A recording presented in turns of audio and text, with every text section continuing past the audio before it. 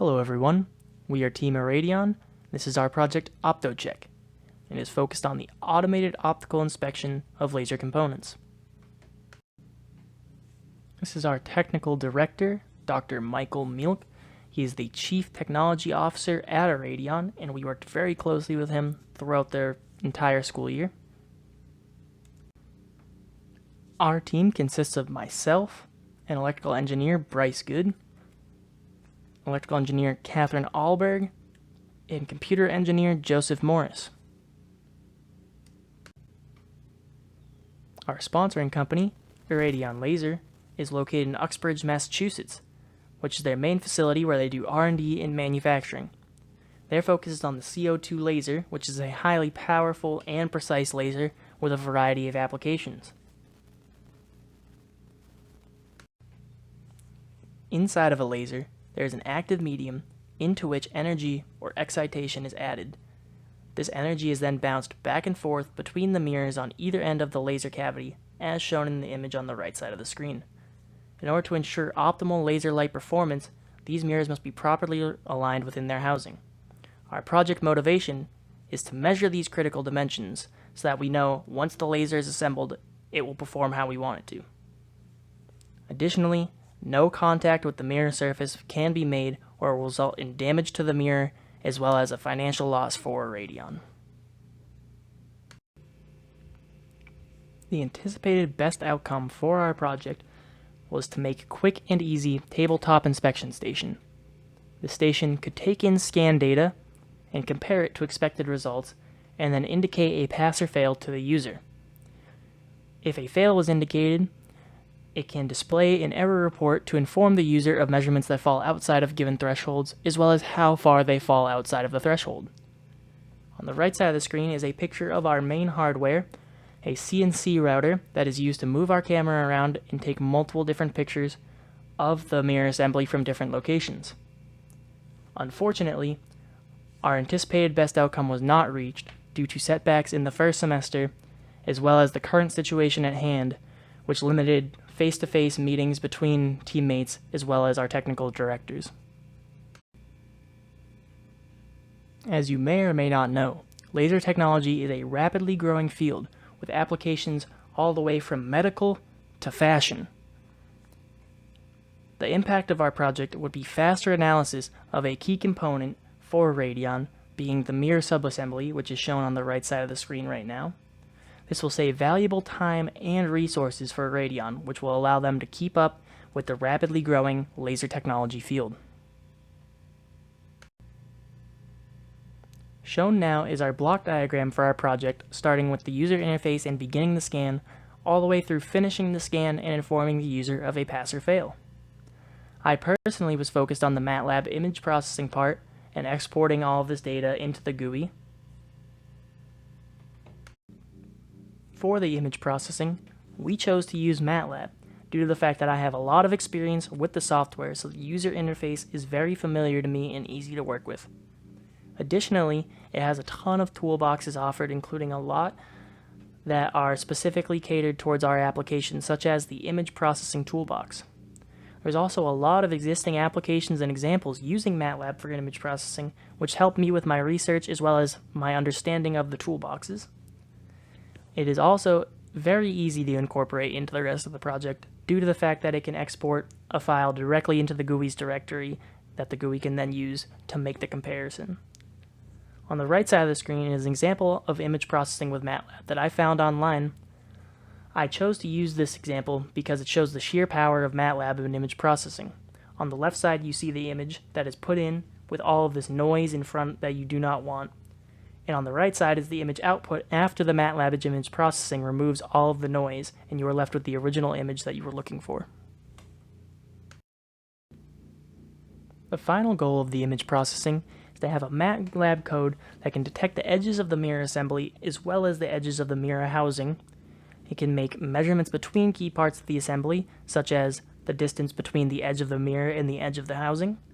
Can also make angle measurements of the mirror, such as the roll, pitch, and yaw of the mirror in relation to the housing plane. And it can also export these measurements into an accessible file, such as a CSV that the GUI can use. On the right side of the screen here is an example image that we took with our camera setup that I have been working with in MATLAB to develop this code. Unfortunately, the image processing part of the project could not be completed. The code can currently detect the edges of the mirror assembly and export results into a CSV, but the measurement portions are incomplete due to the current situation at hand and the fact that I was very inexperienced in the image processing field coming into this and required a lot of research to understand how to work with it and how to get these things done that we need. But before we can process the image, we must first move the camera around and take the different images that we need. Catherine will next be speaking about G-code and stepper motor control, which is what we use to move around the camera to different locations to take the multiple pictures of the mirror assembly. Since the field of view of our camera and lens combination is smaller than the area we want to capture, we needed a way to move the camera around. This led to our selection of the Bob CNC E3 router. The stepper motors that came with it control the movement in all three directions. The simplest way to control this movement is geometry code, or G-code for short. It's written as a text file and is quite simple to understand. x4, y2, and x minus 2, y1 is enough to move something in the x and y directions, and the z direction is just as simple. However, there are two different interpretations of these two lines of G-code, incremental and positional, which is initialized by the commands G91 and G90 accordingly. So for incremental control, let's say you start at the origin, you'd first move right 4 increments and then up 2. And then you'd move 2 increments to the left and up 1. So you'd end up right about here. Whereas for positional control, you would just move to the position 4, 2, and then to x minus 2, y1. So right about here. You end up in two completely different positions depending on which controlling scheme you use. Incremental control is better if the CNC needs to run with a series of commands, whereas positional is better for parallel commands. We chose incremental control due to the need for a repeatable process. In addition, you could also set each increment either to inches or millimeters. We chose millimeters as our mirror subassembly was measured with millimeters. Since I didn't actually have the CNC with me, I used the Universal G-code Center as it had a G-code visualizer. It's not a very good visualization, but it was enough for me to understand G-code better. CNC also came with an Arduino Uno, with a shield for motor control. The stepper motors and their power supply can be connected directly into this Arduino shield. Gerbil is an open source software for positioning systems, and it can be flashed onto the Arduino quite easily. The lines of G-code can be sent to the Arduino serial monitor, and the Arduino will process it and then power the motors accordingly. However, this isn't very practical. I looked into how to use C# to communicate to the Arduino serial monitor and how to incorporate G-code into C#. What I was able to do is I found a way to convert each line of G-code into an element of an array, then send each array element to the Arduino serial monitor, where the motor control can happen. Now we have an automated system to control where the camera is positioned. It's great that we can move the camera, but it's useless without being able to trigger the camera. Next, Joseph will talk more about this process, as well as updates to the user interface. Here we have our graphical user interface. This GUI was programmed entirely in C# and can effectively communicate with our camera as well as the stepper motors. As you can see right here, you will be notified if either your camera or CNC router are not properly connected. If either of these are not connected, the scan cannot begin.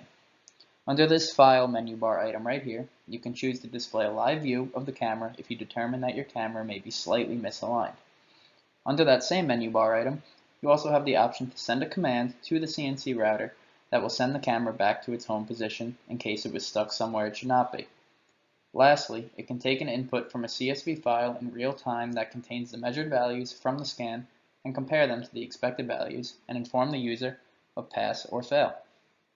Due to our image processing not entirely working, Test values were loaded into the CSV file, as you can see right here. Here we have our CNC router, which we assembled entirely from scratch. This machine was actually made for wood engravings, so we had to make slight modifications to the design to better fit our needs. We hired mechanical engineer Gian Calise to build a custom mount to hold our camera, as you can see right here. This particular CNC router is controllable in the X, Y, and Z axes, and can all be controlled from within our GUI. We also installed limit switches in the negative direction of each axis. You can see the Z-axis switch right here. You can see the Y-axis switch right here. And the X-axis switch cannot be seen in this image, but they all help define where the home location is for the camera. Here we have two synchronized videos of our software and hardware communicating with each other. I will choose the front mirror type and click the scan button. You can see the first thing the CNC router does is try and return the camera to its home location. That way it always begins from the same exact spot. After, it will move itself to a predefined location of where the mirror assembly is located. It will reach the nearest corner, take a picture, and increment in the X direction, as seen here. It will then take another image and increment in the Y direction, another image and decrement in the X direction, and take one final image before returning to home again. These measured values will then be shown in the GUI, where they can be compared alongside the expected values. All measurements can also be clicked on to find out more information, as you saw there. We would like to acknowledge and thank the following people for their continued support.